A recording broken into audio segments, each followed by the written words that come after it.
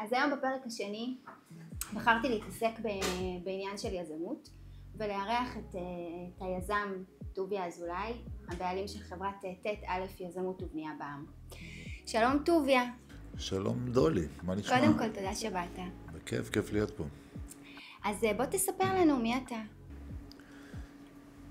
אני אעשה ככה, אני חושבת שמי שלא מכיר את הסיפור שלך זה ככה די סיפור סינדרלה. בעצם התחלת, אפשר להגיד שרחוק מאוד מעולם היזמות והבנייה. אז בוא תספר לנו מאיפה התחלת ואיך הגעת למה שאתה היום. אם אני אתן את זה בקצרה, למשל את ההתחלה, אז בהתחלה אני קודם כל, היה לי בראש ויז'ן לבנות. ואמרתי אני הולך עם זה. ולא הייתי מהתחום, לא ידעתי מה עושים, לא ידעתי איך עושים. והדבר הראשון שהבנתי מתוך דברים שבדקתי זה שאני אמור לגשת לבנקים ולבדוק איך הם מתלווים אליי להרפתקה הזאת ועוזרים לי ליישם את הרעיון שלי ואת החלום שלי. ולמעשה בקצרה אני אגיד שהייתי בשלושה בנקים שכל הבנקים שאלו אותי את אותה שאלה. שאלו אותי איזה בניין זה שלך? אני אמרתי ראשון. אז אמרו לי תלך תבוא בבניין השני. שלושת הבנקים נתנו את אותה תשובה בדיוק. אבל היה מנהל בנק אחד ששאל אותי שאלה שלמעשה גם שינתה את כל התמונה. אני למעשה הגעתי לתחום אחרי 15 שנה בתור עצמאי בעסקים אחרים, וקניתי לי בית שהוא בית חלומות, בית קרקע עם גינה. הרגשתי לאן שאני מכוון, כאילו שאני בפנסיה. בפנסיה כבר המון שנים טוביה, חייבת לציין. ואז הוא אמר לי משפט, הוא אמר לי, אתה מאמין בעסק שלך? אמרתי לו מאוד. אז הוא אמר לי, למה אתה רוצה שאני אאמין בעסק שלך יותר מאשר אתה מאמין בו? אמרתי לו, אתה לא יכול להאמין בו יותר מאשר אני. אז הוא אומר, אתה מבקש ממני שאני אקח את בית חלומותיך וישעבד אותו. אם העסק שלך כל כך חשוב, תמכור את הבית ותביא את הכסף. והלכתי וחשבתי ואמרתי, באמת זה נכון. הרי עם כסף אני יכול להביא איזה עסק שאני רוצה, ובסופו של דבר אני אביא איזה בית שאני רוצה בחזרה. כסף עם כסף. נכון. ואז למעשה מה שעשיתי, לקח לי 12 יום למכור את הבית. זו פעם ראשונה שאני שומעת את זה, אגב, הייתי בטוחה שזה התחיל ממקום אחר. לא. ואז הגעתי אליו עם הצ'ק, ואז הוא אמר לי, מה זה? אז אמרתי לו, מכרתי את הבית. אז הוא אומר לי, דיברנו לפני שבוע, אז אמרתי לו, לקח לי קצת זמן. וככה זה התחיל. הוא למעשה זה נתן לי את הפרס הזה, מכרתי את הבית, מה שנקרא שמתי all in, לא ראיתי כלום, הבית הזה היה משולם, לא היה עליו משכנתה, לא כלום, נמכר, הוא עמד בצד יחד עם עוד כספים לרכוש את המגרש הראשון, וככה התחלתי. התחלתי באמונה שלמה שזה מה שאני הולך לעשות, בכל הכוח, שום דבר לא יכול לעצור אותי, שום דבר רע לא יכול לקרות, במקרה הגרוע, הדירות האלה, אני אקח עליהם משכנתה והם יצאו לשכירות. כשאתה בא ברחוב השיירה, קריית חיים, כן. ומשם אפשר להגיד זה די היסטוריה. משם הלכתי לקבל ברכה מהרב בנהריה, דוד אבוחצירא. אז הוא שאל אותי איזה רחוב זה. אז אמרתי לו, רחוב השיירה. אז הוא אמר לי, שיירה יבואו אחריה, כאילו, אחרי הבניין הזה יבואו שיירה של בניינים. ולכן באו, וכמה פרויקטים עשית עד היום? כמה פרויקטים לא ספרתי, אבל עשיתי, אני מעריך בערך 40-50 בארץ. בניתי גם בפראג, בארצות הברית. צריך בעצם בן אדם אחד שיפתח לך את הדלת ויאמין בך אפילו לרגע שאתה... אתה קודם כל צריך להתחיל בזה שאתה מאמין בעצמך. ואז לנסות להעביר את המסר בדיוק כמו שאתה מעביר אותו, ומשם זהו, ללכת עם זה. פול פאוור, אם אתה מאמין, אתה צריך לשים את כל כולך על זה. אני מניחה שגם עשית טעויות בדרך. אז בוא תן לנו דוגמה אחת לטעות שהיום במבט לאחור אתה אומר וואו. אז כמו שככה נגעתי בזה סתם, אם אנחנו נלך החוצה, עשיתי עסקה בפראג, בנינו 152 יחידות דיור, ב10 חודשים מכרתי את כל הדירות, אני הייתי אחראי על הנושא של השיווק מן הסתם, שמעו שאני עושה עסקאות קצת במזרח אירופה, הציעו לי עסקה באוקראינה, וכל הכסף של... אני זוכרת אפילו את התקופה ההיא. כל הכסף של פראג נשאר באוקראינה. אז יש גם עסקאות... באמת? כן, פחות טובות. צריך לבדוק, צריך זה, אתה חושב שזה... כל עסקה וכל מקום וכל חוק בעיר או במדינה מסוימת, יש לה כל כך הרבה משמעויות. אתה צריך להיכנס ולבדוק. אבל בוא נתמקד רגע בארץ. בארץ. האמת היא שלראשונה אני שומעת שיש גם בחו"ל, אז אפשר בהחלט להקדיש לזה פרק אחר, אבל בוא נתמקד רגע בארץ. היום, דווקא הפרק הקודם שצילמנו, עדי ורן אמרו שהחלום שלהם זה להיות יזם. ואני חושבת שזה הפך להיות חלום של הרבה מאוד אנשים בישראל, כולם רוצים לגעת בחלום הזה של להיות יזם, לבנות בתים, למכור. אז היום בשנת 2025, יזם שרוצה באמת להתחיל, מה הטיפ שלך בשבילו? קודם כל, אוקיי, הוא מאמין בעצמו, כמו שאתה אומר, הוא חדור מטרה, הוא יודע שזה מה שהוא עושה. אז מה הוא צריך לעשות? השלב הבא שלו זה ללמוד את השוק, על כל מה שמשתמע מכך. כמה עולה מגרשים, כמה עולה לבנות, בכמה ניתן למכור באזור, מה הבידול, בכל עסקה יש בידול, יש חלק שהוא החלק הספציפי בעסקה הזאת שהוא יותר טוב מאחרים. וזה לא משנה אם זה מרפסת שפונה לפארק, או אם זה בית שיש לו 4 כיווני אוויר לצורך העניין, או פנטהאוס שמסתרע על מפלס אחד, דירת קרקע עם גינה ענקית, שאין מרפסות מעליה. זאת אומרת, כל פרויקט יש משהו שהוא אחר. אתה צריך טאץ', אתה צריך להיות בפנים. עכשיו יותר מזה, אם אנחנו נסתכל, העסקה הראשונה שעשיתי, אני עשיתי עסקה שקניתי מגרש, אני יזם, אני נולדתי יזם, אני באתי לתחום הזה יזם. מה זה אומר? יש הרבה אנשים בתחום שמה שהם עושים, הם יזמים, אבל הם גם הקבלנים. אז הם מביאים קבלני משנה, והם שוכרים את שירותם, ואז הם עובדים מאוד מאוד קשה. נכון, הם מרוויחים יותר כסף ממני, אפילו הרבה יותר כסף ממני. אבל הם עסוקים, כי הם הקבלנים. אני יזם, אני לא רוצה להבין בבנייה, אני מבין בבנייה. אני לא רוצה להבין בבנייה, אני רוצה שיהיה לי זמן לאתר את העסקה הבאה שלי, כי אני יזם. אני לוקח קבלן מפתח שבונה לי מא' עד ת', אני רושם 14 צ'קים על בניין שלם או 14 העברות בנקאיות, במקום בערך 2,500-3,000 צ'קים. זה התעסקות, זה זמן, זה עצבים, יש לי בן אדם אחד, כתובת אחת, אני מחליט אם יש איזה בעל מקצוע מסוים שאני רוצה שהוא יהיה, ובזה זה נגמר. אני מקבל צרור מפתחות בסוף הבניין, יש לי אחראי, הוא מרוויח כסף מן הסתם, הוא נותן לי שירות. אני קונה שירות. האמת היא שאומרים שאנשים עשירים קונים שירותים. זאת אומרת, הם מקיפים את עצמם באנשים שיודעים לתת להם את השירותים האלה. כדי להוריד מעצמם ולהתמקד, כמו שאתה אומר, אתה כבר בעסק הבא. זאת אומרת, העסק הזה נתת למי שינהל אותו, הראש שלך כבר אתה בעסקה הבאה. אתה מחלץ כסף מהעסקה הנוכחית, ואתה בונה את העסקה הבאה. יש שם את כל הצוות שמריץ את העבודה לעסקה הזאת. אתה צריך להביא להם עוד חומר. הם אותו יסיימו את הבניין. קנה עוד מגרש, תכין תוכניות, תיפגש עם בעלי מקצוע, תייצר את המבנה שאתה מדבר עליו ורוצה אותו בוויז'ן שלך, ותוריד את זה למטה לביצוע. זה הכל, תמשיך הלאה. כשאתה אומר שנולדת יזם, אני חושבת על זה שלפני כמה שנים בנית את הבניין בקרן היסוד, שיש למטה את לחם ארז, נכון? אני לא יודעת מישהו יודע, אבל זה הבניין שאתה בנית, ואתה היית בעצם הראשון שבכלל ראה שקרן היסוד יכול להיות שהתפתח לכיוון מסחרי, ואפשר בכלל לעשות בניין שמתחת יש בית קפה. כן. זה אני יודעת, גם דיברנו על זה פעם, שזה באמת משהו שאתה הבאת אותו לקריית ביאליק באותה תקופה. מה שמצחיק בתור דווקא ספציפית בדוגמה הזאת, אז לכל בניין יש הדמיה. איך הבניין ייראה. עושים את זה בתלת מימד וצבעוני והכל. ואני ביקשתי מזה שעשה את ההדמיות שיעשה בית קפה וחנות בגדים וספר. ואני טעיתי רק בחנות בגדים, כי הבית קפה גדל ולקח גם את החנות בגדים. אבל אם הסתכלו, ילכו 15 שנה או 17 שנה אחורה להדמיה, אני ציירתי שם בית קפה. זאת אומרת, אני ידעתי מה הולך להיות.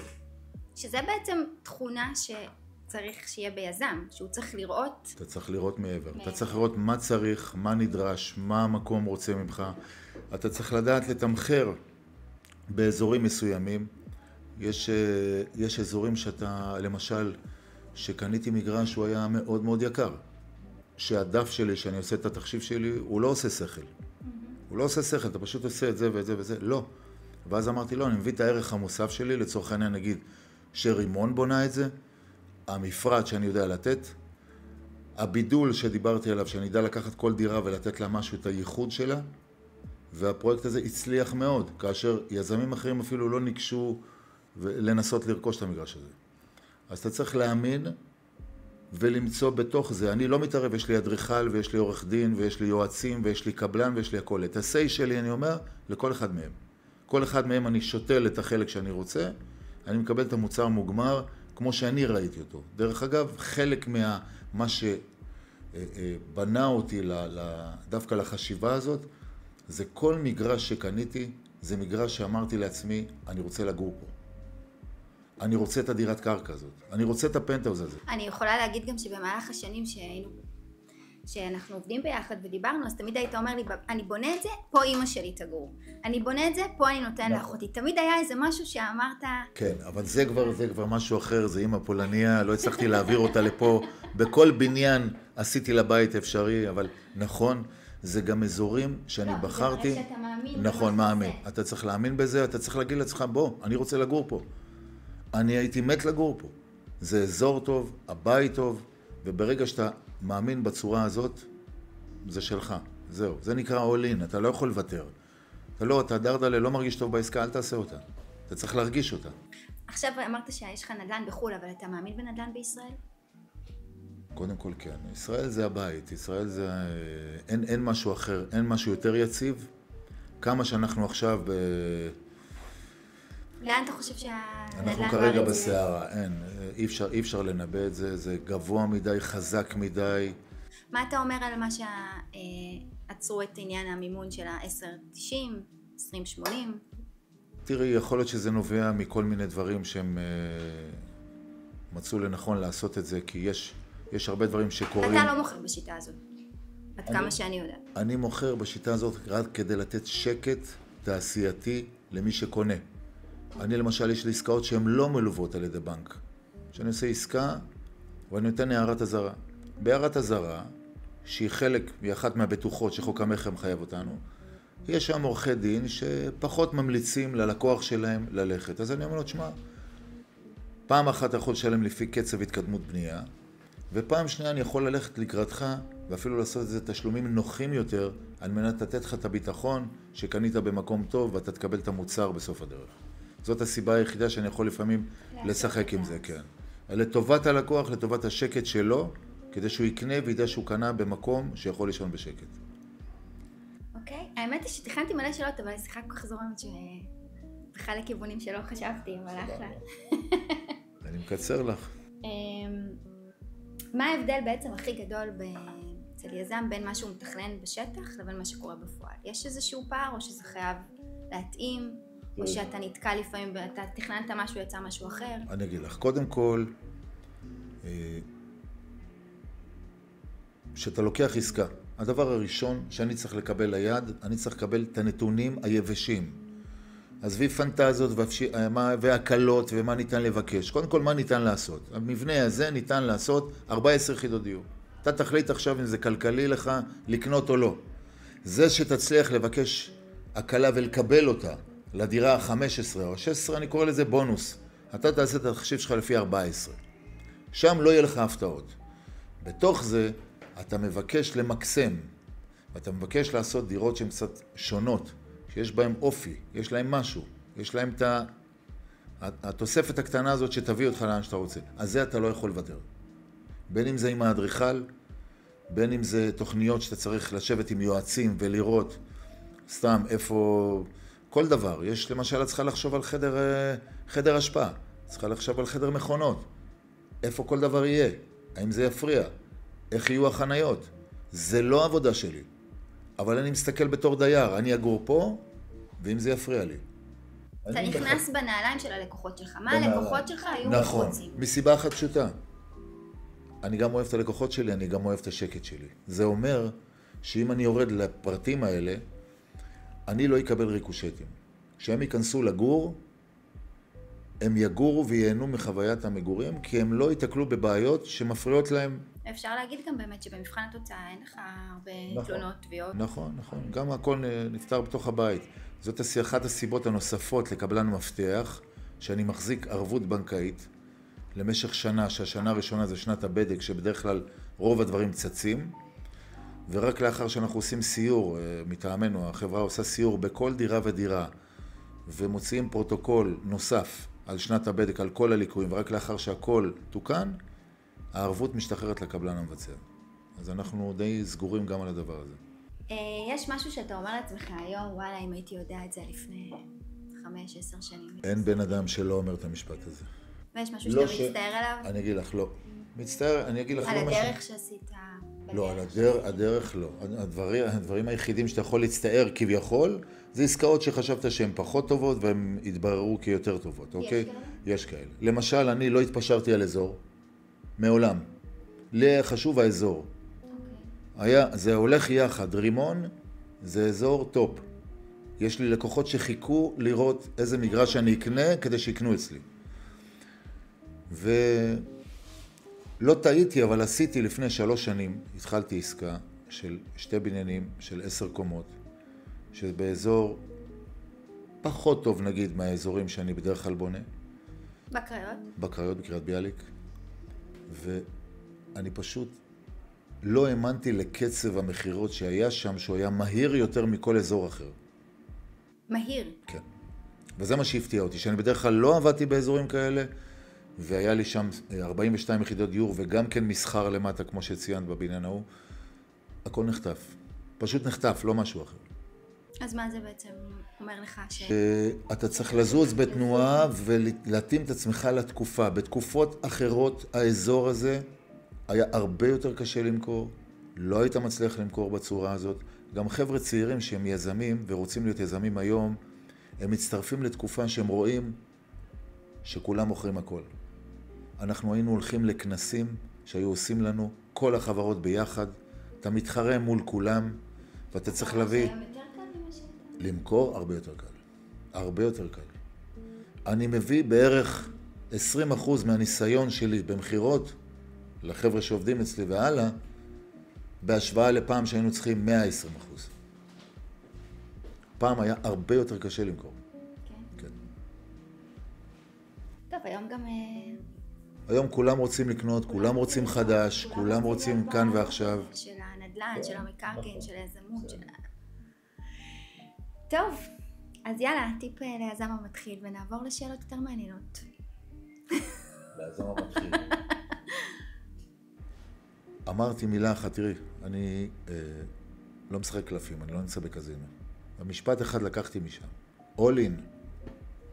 זה ראיתי מישהו שעשה, בטלוויזיה אפילו תוכנית, שהיה לו איזה קלפים טובים ביד, והוא לקח את כל הכסף שהיה לו ושם את זה. אני לא אומר לעשות את זה, אני אומר להרגיש את זה. אם אתה מרגיש שאתה מוכן לסכן את כל מה שיש לך על העסקה הזאת, זה העסקה שלך. אל תכנס בפחד, בכל הכוח. אני אומר לך, מכרתי את הבית בין היפים שיש. לא ראיתי את זה. שנה גרתי בו. אחד היפים. נעלם. הוא נמכר תוך 12 יום והוא נכנס לעסק. הוא הביא לי בית, לא נעים לי להגיד שהוא, אולי הוא נכנס בגינה של הבית, ההוא. אז... אם יש משהו שאני יכולה להגיד במהלך השנים שאני מכירה אותך, זה שאין לך פחד לנסות. נכון. זאת אומרת, במהלך השנים פעם אמרת לי אני עושה את זה, והיה ג'ינסים, והיה מלא דברים, תמיד. כאילו, אתה אף פעם לא מפחד לנסות. אם אתה מאמין במשהו, אתה מנסה. הולך עליו, אחרת אתה לא... תראי, את שאלת אותי אם אני מתחרט על משהו. אתה יכול להתחרט רק על משהו שלא עשית. זה המשפט הידוע. אין, אם לא עשית, אז... תראי, כשאתה עושה, אתה מתנסה. אין 100% הצלחות, אין חיה כזאת. אין דבר כזה. אין לך מספיק תוכניות שאני אספר לך על הכישלונות שלי. אבל אתה עושה אותם, גם אותם במידה. וגם הם מוסיפים לך להחלטות העתידיות שלך. זה לא אומר שאני אהיה מונע מפחד. זה אומר שאני יותר בעל ניסיון, או שאני אבדוק עוד נישה שלא ראיתי אותה עד היום. מה יותר מעניין ממה ששאלת עד עכשיו? עכשיו אנחנו נראה. אז אנחנו עכשיו עושים 60 שניות של שאלות שאף אחד לא יעז לשאול אותך. אבל אתה גם לא תפחד לענות. אני אנסה. טוב. אתה מגדיר את עצמך אדם עשיר? כן. האמנת שכילד שגדל בעכו שתהפוך להיות מי שאתה היום? האמנתי, עברתי את מה שהאמנתי. מה ההצלחה הכי גדולה שלך בחיים? אין הצלחה אחת. אני אגיד לך משהו, שזה הכי חשוב בכל מה שדיברנו. עוד טיפ. בין החשובים, אתה בונה לעצמך משהו, אתה שם יעד נגיש. שימי לב, יעד נגיש. בחיים לא הבטחתי, אם זה במערכת זוגיות, לאף אחד שאני אביא לה את הירח, אוקיי? כי אני לא יכול, כי אי אפשר. אותו דבר בעולם העסקים, אותו דבר בכלל בכסף עצמו. שים לעצמך יעד שאתה יכול להגיע אליו. כי כשאתה תגיע אליו, אתה תשים עוד פעם יעד שאתה יכול להגיע אליו, אבל אתה כל הזמן תהיה ווינר. אם אתה כל הזמן תצליח, אבל היעד שלך הוא כזה רחוק, אתה לוזר, בעיני עצמך. ואז היעד הוא צריך להיות קרוב, בר השגה. מה הייתה הטעות הכי יקרה שלך כיזם? כיזם? אוקראינה. תוך כמה זמן אתה יודע אם עסקה שווה בדיקה? זאת אומרת שמציעים לי עסקה אם היא שווה בדיקה, הבדיקה שאני עושה במשרד, בדיוק כמו שאני אספרסו, אותו זמן. כמה כסף הרווחת בעסקה הכי טובה שלך? אין תגובה. טוביה חייבים לענות. אין תגובה. כמה כסף הפסדת בעסקה הכי גרועה? אין תגובה ובמטבע זר. מתי עשית את המיליון הראשון שלך? מיליון הראשון. בגיל 25. מה הפינוק הכי יקר שקנית לעצמך? זה לא נגמר, זה מכוניות שאם הייתי ילד והייתי חושב שזה מה שיעלה לי להחזיק רק את המכוניות האלה, אז... הבנק סירב לך פעם? אם הבנק סירב לי? כן. כמה אתה שווה היום? רגע, אני רק אשלים לך את השאלה של הבנק סירב לי. הבנק סירב לי בגיל 21, והוא מתחרט על זה 30 ומשהו שנה. זה כמו באישה יפה, שהיא באה עם השקיות. A huge mistake. זה מה שהם עשו. כמה אתה שווה היום? אין תגובה. בלי להגיד. טוב, טוביה, תודה. בכיף. היה לי ממש כיף. גם לי. ומלמד. ותודה. אני שמח שכך.